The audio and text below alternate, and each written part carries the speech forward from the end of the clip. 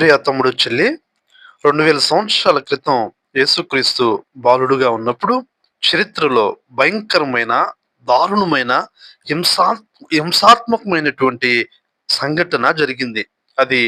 దానికి కారకుడు హేరోదు మహారాజు. దాని గురించి ఒక 5 నిమిషాలు జాగ్రత్తగా ఆలోచన చేద్దాం. యేసుక్రీస్తు ప్రభువారు జన్మించిన తర్వాత జ్ఞానులు యేసు ప్రభువుని చూసి ఆ విషయాన్ని అతడే యూదుల రాజు అనే విషయాన్ని హేరోదు రాజుకి తెలియచేయకుండా తిరిగి వేరే ఒక దారిలో దేవుని చేత బోధింపబడిన వారై వెళ్ళిపోయారు. ఆ విషయం తెలుసుకుని హేరోదు రాజు భయంకరంగా తిరగబడ్డాడు. జ్ఞానులు నన్ను అపహాసించారు, నాకు చెప్పకుండా వెళ్ళిపోయారు.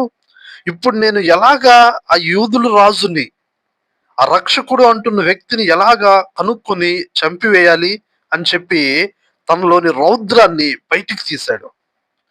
అప్పుడు వాళ్ళు యేసుని కనుగొనలేకపోయారు. కనుక్కోకపోవడం వలన హేరోదు రాజు ఒక భయంకరమైన క్రూరాతి క్రూరమైన ఆజ్ఞను ఇచ్చాడు.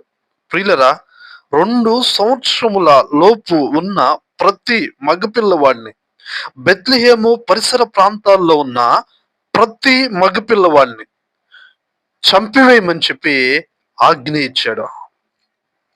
యూదుల్లో బెత్లెహేము పరిసర ప్రాంతాల్లో 2 సంవత్సరముల లోపు ఉన్న ప్రతి మగపిల్లవాడిని నరికివేయమనే ఆజ్ఞ రాజు ఇచ్చాడు. ఎంత భయంకరం ప్రియులరా! ఏదైనా గ్రామంలో ఒక్క ఒక్క కుటుంబంలో 2 సంవత్సరాల లోపు పిల్లవాడు చనిపోతే ఆ గ్రామం అంతా కలవరపడిపోయింది. అటువంటిది చరిత్రలో ప్రియులరా, భయంకరమైన దారుణం. రాజే ఆజ్ఞ ఇస్తే యేసు ప్రభువుని చంపాలి అనే ఉద్దేశంతో, ఆ సింహాసనం మీద ఉన్న ఆకాంక్షతో హేరోదు ఇచ్చిన ఆజ్ఞ భయంకరంగా 2 సంవత్సరాల లోపు మగపిల్లలందరినీ సైనికులు వచ్చి వెతికి వెతికి వెతికి నరికేశారు ప్రియులరా.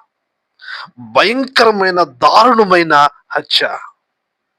యేసు ప్రభు తప్పించబడ్డాడు గానే దేవుని దూత బోధించి యేషోబుని మరియును యేసు ప్రభువుని తోడుకొని వెళ్ళిపోయింది. కానీ ప్రియులరా, చరిత్రలో భయంకరంగా మిగిలిపోయింది.